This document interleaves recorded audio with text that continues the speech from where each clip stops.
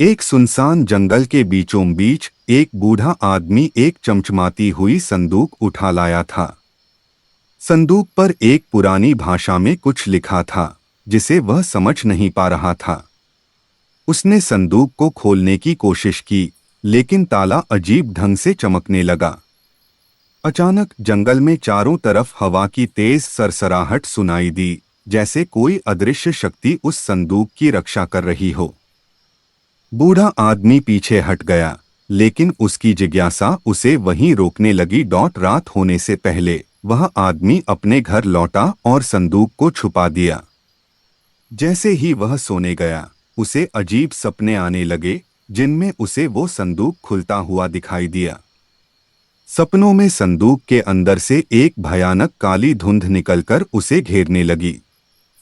वह आदमी पसीने से तरबतर जागा, पर उसकी आंखों में डर नहीं, बल्कि और भी गहरी उत्सुकता झलक रही थी। अगले दिन उसने अपने गांव के सबसे ज्ञानी साधु से संपर्क किया और संदूक की बात बताई।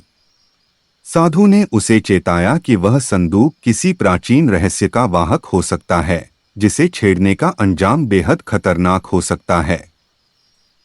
साधु की बातों को नजरअंदाज करते हुए उस आदमी ने संदूक को फिर से खोलने की ठानी। इस बार जैसे ही उसने ताला खोला, पूरे गांव में बिजली कड़कने लगी और आसमान गहरा लाल हो गया। उस आदमी ने डरते डरते संदूक को खोला, लेकिन उसके अंदर कुछ नहीं था। वह समझ नहीं पा रहा था कि इस खाली संदूक में ऐसा क्या है जिससे इतना खौफनाक माहौल बन गया। तभी उसके कानों में एक फुसफुसाहट गूंजी, यह सिर्फ शुरुआत है।